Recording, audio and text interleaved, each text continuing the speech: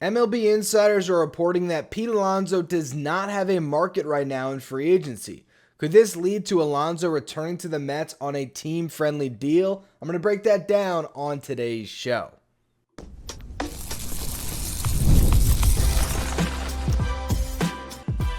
You are Locked On Mets, your daily New York Mets podcast. Part of the Locked On Podcast Network, your team every day. Hello to all you amazing Mets fans. You're watching Locked On Mets, part of the Locked On Podcast Network, your team every day. I'm your host, Ryan Finkelstein. If you want to find any of my work, follow me on X at FinkelsteinRyan. You can also find some of my writing at justbaseball.com, where I work as the managing editor. You can start the season with a big return on FanDuel. New customers can place a $5 bet, and you'll get started with $150 in bonus bets if you win your first $5 bet. Visit FanDuel.com to get started. On Thursday, Jeff Passan released his latest temperature check, where he went through all the top free agents and all the different markets and gave us a sense of what's hot right now, what's cold, what is going on in this market. And Jeff Passan is the gold standard right now of MLB reporters, so we can take this information to the bank. What he's hearing is what's going on. So here's how he sort of opened it up, setting the stage for what's going on right now. He says, while a smattering of signings is expected before Christmas, the post-Soto deluge most in the industry foresaw has not materialized. The culprits are mainly twofold. With prices for players at a premium, teams have turned to the trade market as an alternative, leaving free agency stagnant. Teams also recognize the calendar works in their favor. The closer it gets to when spring camps open in February, the more difficult it is for players to remain steadfast in their demands. Now, we saw this play out the same way last offseason. There was the big names, right? It was Shohei Ohtani, Yoshinobu Yamamoto. Those guys fell. Then there was, of course, actually in the beginning of the offseason, you had some guys who sort of rushed the market and got deals done. Eduardo Rodriguez with the Diamondbacks, Lourdes Gurriel Jr. also with the Diamondbacks. They were spending that money after making the World Series. There was a couple other guys, Jeimer Candelario goes to the Reds early. But then the whole market grinded to a halt. And guys eventually started taking 1-year deals or 2-year deals, started coming off the board. And then those Scott Boras clients that were at the top of the market, Cody Bellinger, Matt Chapman, JD Martinez, who else? Blake Snell, Jordan Montgomery, all those guys. Once we got to February and into March even, they started finally signing to get off the board. And now we're seeing a similar market right now. The two guys in Boras' camp that might not have trouble getting deals is Corbin Burnes and Alex Bregman. Passan says that they still have distinct markets but are likely to sign after Christmas. He said the markets for both players remain strong because a number of teams still have big money to spend. Among those with payroll flexibility, he lists Toronto, San Francisco, Boston, Baltimore, Detroit, Houston, and both New York teams. When it comes to Bregman's market, he pretty much says all of those teams are in except for the Giants, and obviously they have Matt Chapman, so no need for a third baseman. Then with Corbin Burnes, the three suitors he mentions are the Giants, the Blue Jays, and the Orioles, maybe bringing him back. No mention of the Mets in on Corbin Burnes.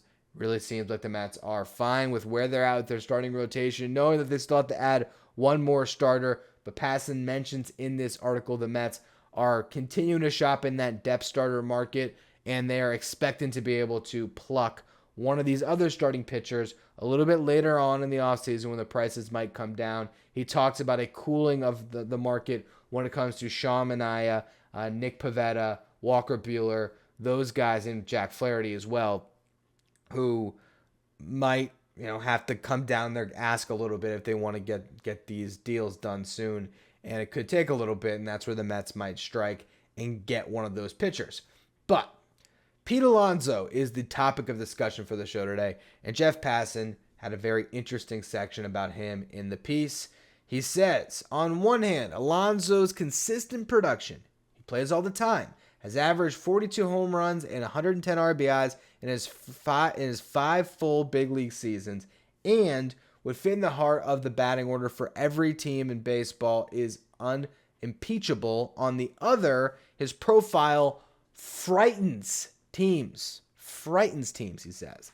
A 30-year-old right-handed hitting and throwing first baseman. Teams are hesitant to give him a long-term deal. At the same time, they see great value in adding him for the next few years. The Mets could still bring him back. The Yankees could enter the fray more aggressively. Sometimes markets just take time to build, but the risk in waiting is that they never do.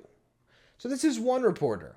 And then there was another one that came with a story today as well. Mark Feinsand of MLB.com. He had some executives quoted in this article. He said one American League executive called Alonso a, quote, complicated player, noting some of the drawbacks to his free agent resume, saying, quote, he's in his 30s and is a right-handed first baseman who is good, but probably had his best year already. He's not a defender and not an athlete, but he has no issue with the spotlight. It hits homers and hits them in big spots. He's a tough one. And then a National League executive says Peter's in a tough spot. There doesn't seem to be a big market for him because of his defense. And with so many first basemen out there, nobody's in a rush to overpay any of them. And in the article, Feinsand continues to say the position, first base, has become baseball's equivalent to the running back in the NFL, one where many clubs believe they can fill that position without spending. And he talks about how most of the best first basemen in baseball last year weren't getting big money. You take in all that information. It certainly seems like Pete Alonso's market is starting to fall in a similar light as what we saw with Cody Bellinger and Matt Chapman last year, as well as, of course, Blake Snell. But these guys who ended up getting the opt-out Boris special, where you sign a 3-year deal with a high AAV, and you get opt-outs after each year so that you can test the market again. And sometimes that works, right? Matt Chapman found a new home with the Giants, and he ended up getting that 9-figure deal before he even got back to free agency. And Blake Snell signed one of those contracts, hit the market, and he got his 9-figure deal with the Dodgers. Cody Bellinger didn't have the best year. He opted in. Jordan Montgomery didn't have the best year. He opted in. So there's some give and take when it comes to this type of a contract. And I do wonder with Pete Alonso how much he'd be interested in doing one of those contracts, considering how poorly his contract year went. He salvaged it a bit with his playoff heroics, but he definitely declined offensively from years past, and it maybe has caused the market to sort of pause in him.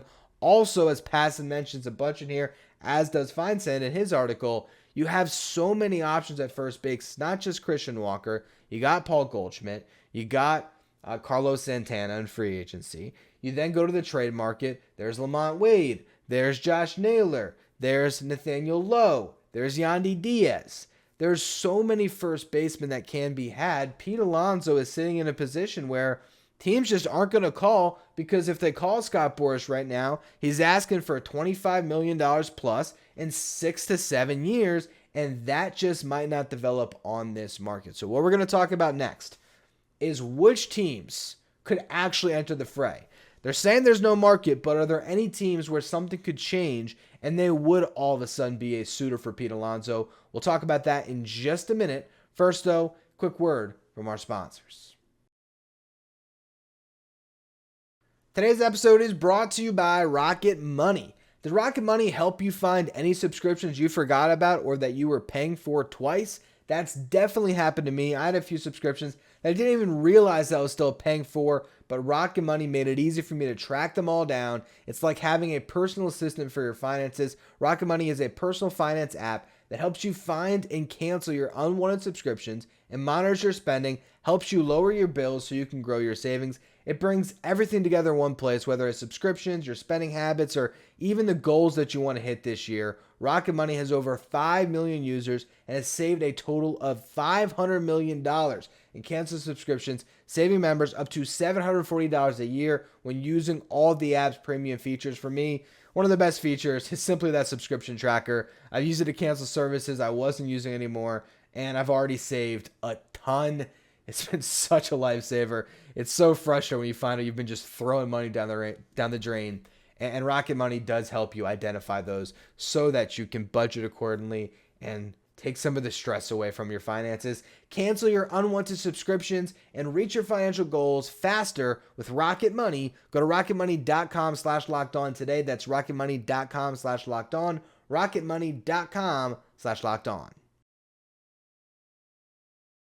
Today's episode is brought to you by SelectQuote. The World Series, the Super Bowl, the Olympics. The world's top athletes get to play in these top-level sporting events thanks to one thing. That's teamwork. And teamwork can also protect your financial legacy and your family's future. SelectQuote's licensed insurance agents are the perfect teammates when shopping for customized, affordable life insurance. They can find you the right policy to keep your financial legacy safely in your family's end zone. SelectQuote is one of America's leading insurance brokers with nearly 40 years of experience, helping over 2 million customers find over $700 billion in coverage since 1985. Other life insurance brokers offer impersonal, one-size-fits-all policies that may cost you more or cover you less, while SelectQuote's licensed insurance agents work for you to tailor a life insurance policy for your individual needs in as little as 15 minutes. Get the right life insurance for you for less at SelectQuote.com/lockedon. Go to SelectQuote.com/lockedon today to get started. That's SelectQuote.com/lockedon. Stay up to date with all the latest in the world of sports when you check out Locked On Sports Today, streaming 24/7 on YouTube. If you're watching on YouTube, do me a favor, hit that subscribe button. Our next goal is to get to 12,000 subscribers. Appreciate all of you who continue to subscribe. When it comes to teams in the market for a first baseman, both Jeff Passan and Mark Feinsand had the same teams mentioned in their reporting. They said the Yankees, the Mets, the Astros, the Diamondbacks, and the Mariners. Those are the 5 teams. So let's run through them, right? The Yankees. Are they going to be the team that signs Pete Alonso? There's always a chance. I was talking about this in July, I think. I wrote an article for us at Just Baseball. I think I talked about it on the show as well. This idea of how the Mets could poach Juan Soto, and then eventually the Yankees could poach Pete Alonso, and they could trade places. There is a chance that happens, but I think the only way it does is if it is a short-term deal, high average annual value, because I just can't see the Yankees committing years to Pete Alonso. And with that in mind, are they really going to be the team that wins a bidding war on that high AAV deal when they just took on a ton of money on Cody Bellinger? They gave Max Fried a huge contract. They have Judge on the books. They have Garrett Cole on the books. They have Carlos Rodon on the books. They even are still paying DJ LeMahieu, and they're pushing up against those top luxury tax thresholds. I just don't think that the Yankees are really going to go headfirst in the Pete Alonso market. I could see them trading for Lamont Wade. That makes a ton of sense. I could see them trading for Josh Naylor. I could see them signing Paul Goldschmidt or even Christian Walker, who they've shown more interest in than Pete Alonso. So when it comes to the Yankees, as much as it makes some sense, I'll still believe it when I see it. Then you talk about the other teams. Arizona Diamondbacks. Are they the team that's going to spend big time? From what I heard early this offseason, they're looking to cut money, not bring on a salary like Pete Alonso. And if they were to spend, why wouldn't they just spend on their own guy in Christian Walker? I think it's much more likely that maybe they have a Paul Goldschmidt reunion where they bring back one of their former great homegrown players, and Goldschmidt gets to finish out his career with the Diamondbacks, or at least play one more year there with a really good team. That makes way more sense to me than Pete Alonso. Then you talk about the Mariners. Are they really going to dive into the Pete Alonso market head first? They also are looking to shed money on Luis Castillo to even get in the game for free agents. And they're trying to use Luis Castillo to maybe fill some needs. So I just don't know. I could actually see a trade where Luis Castillo goes to the Giants for Lamont Wade and maybe a prospect, right? That gives the Mariners something they desperately need, which is a really good on-base threat in that lineup. He can be their first baseman potentially, right? That makes some sense. And then the Giants, maybe they decide to go with Luis Castillo instead of Corbin Burnes. Luis Castillo does have a no-trade clause. He'd have to waive in that scenario, but let's just say that happens. One of the teams that I could see entering the mix is the Giants. And just because they clearly are looking at a window to go for it right now, and it seems like Buster Posey is getting them to spend a little bit. If Lamont Wade does get moved, and let's say it is for a pitcher, and you open up a need at first base potentially, and you need a power source in that lineup, maybe they would get into the mix on Pete. But I think that's still a scenario that has multiple things that have to fall for it to actually come to fruition. Talk about the Astros. They did put a 6-year, $156 million deal in front of Alex Bregman. Maybe they just pivot, and maybe they try to offer that to Pete Alonso. The thing is, I don't know if that number is there for Alonso, where it might have just been reserved for a guy that's built up a ton of equity with the franchise and Bregman at a more premium position. Could they get in the mix on a high AAV short-term deal? They did it with Jose Abreu. Pete Alonso is much younger, but are they a little bit gun-shy about going down that road again? We'll see.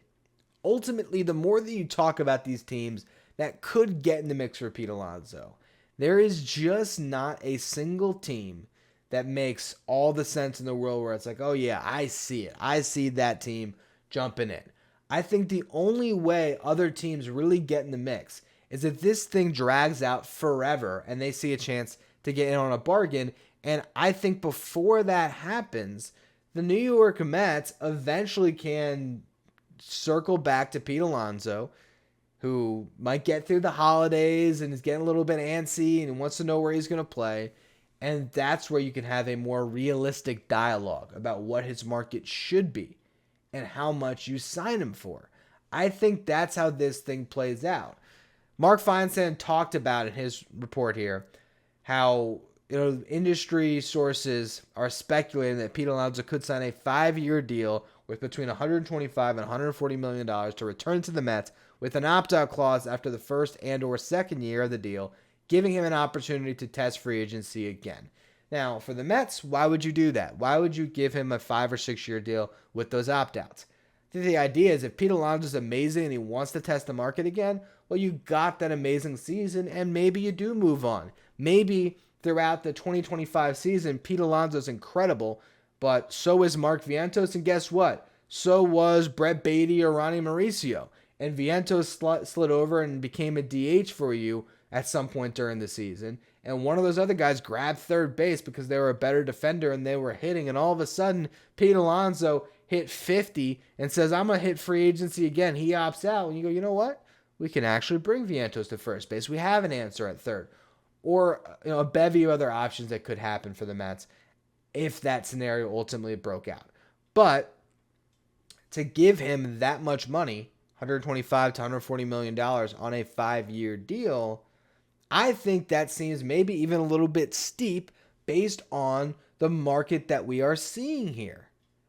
Because if Pete Alonso doesn't have a market, if you were bidding against yourself, do you have to go to $25 million a year for Pete Alonso? Do you even have to get to 5 years?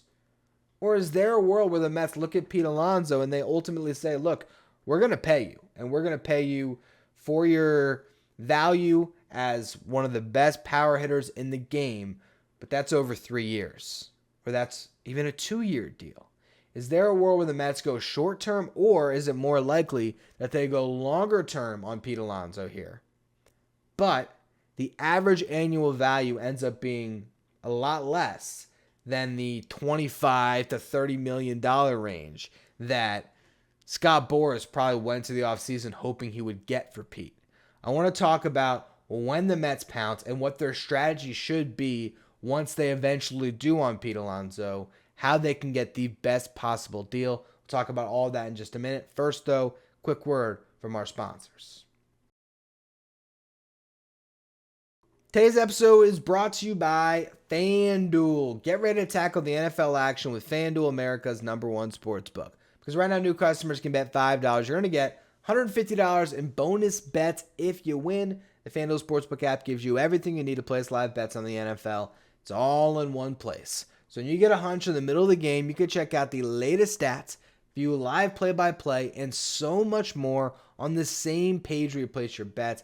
Remember, you want to win that first $5 bet because when you visit FanDuel.com and join today, you're going to get started with $150 in bonus bets if you win that first $5 bet. That's FanDuel.com, America's #1 sportsbook. If you're an everyday listener to the show, make sure you become a Locked On Mets insider. This is our texting service where your updates from me anytime news breaks from the Mets. You can ask me questions anytime. You can also take part in our Locked On Mets signed photo giveaways. If you want to be a Locked On Mets insider, find the link in the episode description. Go to subtext.com/LockedOnMets. So again, imagine Pete Alonso is sitting through Christmas, New Year's, and absolutely nothing. Not any phone calls from any teams. Let's call it January 10th. David Stearns approaches Scott Boras and says, let's go to the table. Let's figure out a contract for Pete Alonso. All right. Now they're discussing. You put two offers in front of Pete Alonso. You could go super short, high AAV. Set the AAV record for a first baseman, which right now I think is technically Freddie Freeman, although the deferrals make that a little bit confusing. He's at $27 million, I think, but then there's deferrals in that deal. $28 million would be a record. So maybe you do that. Maybe you do a 3-year deal, $28 million per, so that'd be $84 million over 3 years with opt-outs after each year. Basically, the Cody Bellinger contract, but you tack on an additional $4 million. That's an option. Or maybe you go even more aggressive on the average annual value, but shorter. Could be a 2-year, $60 million deal, $30 million a year, but only 2 years with an opt-out. It's another way to structure it. Where Pete's only on your books for a couple more seasons, he can set the franchise record for home runs that Juan Soto should inevitably break because he has 15 years to do it.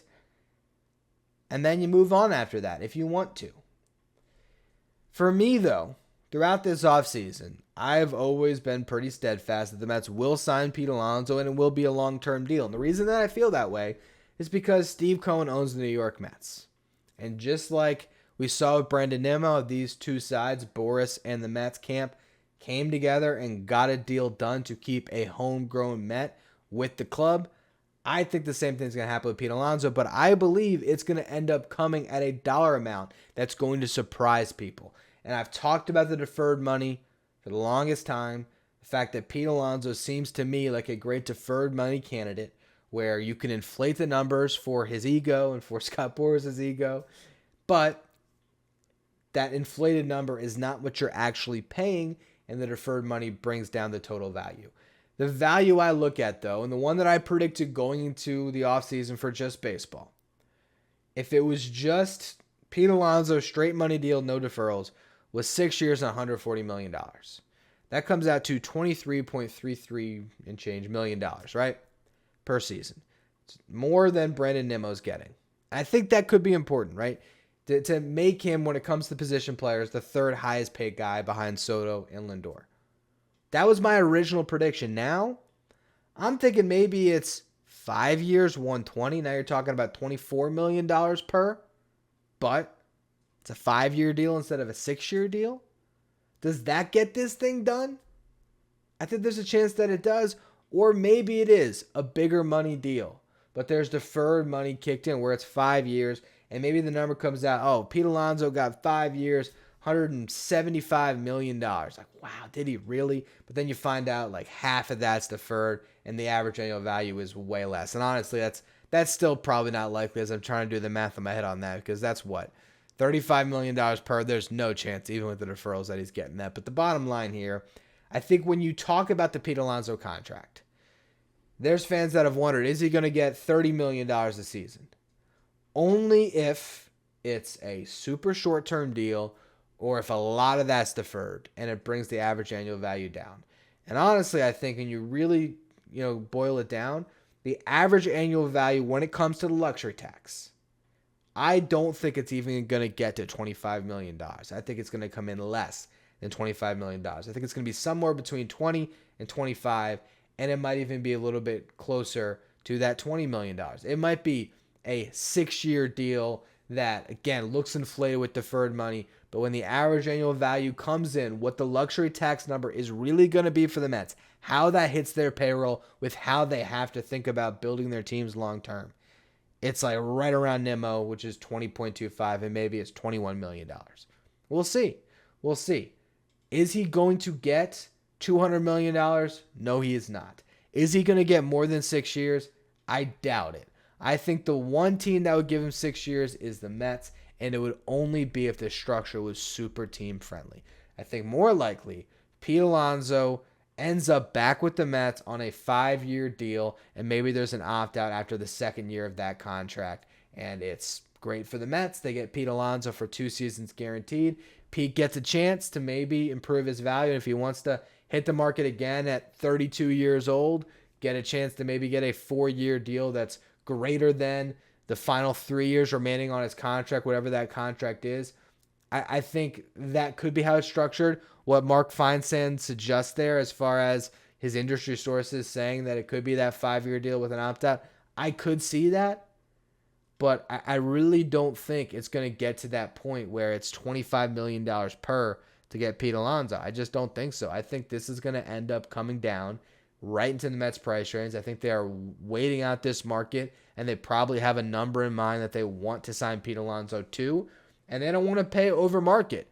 They paid over market for Juan Soto, but in a market that is not rewarding first baseman, where Pete Alonso doesn't have a long list of suitors going after him, there is no reason for the New York Mets to bid against themselves. So they're going to sit here and they're going to wait it out, and they're going to wait till the pressure of camp looming starts to sink in for Pete Alonso, where they can pounce on the opportunity, get to the table, and hammer out a deal that works for both sides, where Pete Alonso gets taken care of, but not to a degree that's uncomfortable for the Mets long term. That's how I think this thing ends. And it's just a waiting game for both sides. But it is interesting to learn today that the reports back up what we were all sort of thinking was going on, that there is just absolutely no market developing for Pete Alonso right now. And he is just a polar bear out in the cold in the winter without much traction during this hot stove season that overall has gone pretty cold in general. A couple other notes before we close the show. The Mets got a meeting today with Roki Sasaki, the Japanese phenom starter. We don't know how the meeting went, but the fact that the Mets got in a room with him is a very important thing because all 30 teams probably sent a presentation to his agency, Wasserman, to try to get in the room with Sasaki, and only a few are going to get that luxury. So the Mets are at least in the bidding here. We'll see if they can actually convince him to sign. The other thing I wanted to mention is I've talked on multiple shows this week about wanting to do a Brett Baty trade podcast. Now here's the thing. The big Brett Baty trade that I had in mind, or one of them that was going to be sort of the basis of the show, is this idea that the New York Mets could trade Brett Baty for a depth starter that had control, maybe had an option, where the Mets could maybe try to find a reclamation project to match what Brett Baty sort of is for another team. And the basis of this show was the fact that at Just Baseball, we do this series where they play GM on the show for different teams. And when they were playing GM for the Angels, the guys at the Just Baseball show, they suggested that the Mets might trade Brett Baty to the Angels for Reed Detmers as a possible trade that would make sense for both sides. Reed Detmers has really good stuff. He threw a no-hitter in the past. Did not have a good season, but he's still young. You can tap into him and maybe get more out of it. So I was going to talk about that for a full show. But the thing is, the Griffin Canning signing to me sort of eliminates that side of how the Mets might trade Brett Baty. I don't know if they need another depth starter. So that kind of took a lot of the steam out of the idea for me. I might still talk Brett Baty being traded at some point this offseason if that speculation resumes.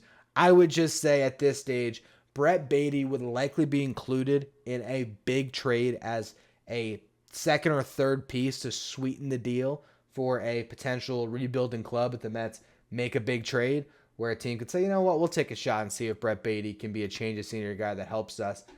Other than that, I don't think the Mets are going to be trading Brett Baty this offseason. And I think more likely than not, Brett Baty is going to be in the mix with Luis Angel Acuna and Ronnie Mauricio as guys that'll be vying for a spot at the end of the Mets bench to be a utility guy come opening day. I think that's what happens with Brett Baty, and until we get more information, that's probably where we're going to leave him at this stage in the offseason. Anyway, that's going to be all for today's edition of Locked On Mets. Unless we get some news, I'll be back on Monday with your next edition of the show. Appreciate all of you who continue to tune in. If you are watching on YouTube, make sure you hit that subscribe button. If you are listening on the audio side of things, please follow the show wherever you get your podcasts, rate and review. If you want to follow me on social media, you can do so on X at Finkelstein Ryan. Follow the show at Locked On Mets. Thank you for making Locked On Mets your first listen or your first watch every day. Now for your second watch, head over to YouTube and check out the first ever 24/7 streaming channel that covers everything in the world of sports. talking about Locked On Sports Today with our local hosts from each team, league-wide hosts from each league, by Locked On Sports Today, streaming 24/7 on YouTube.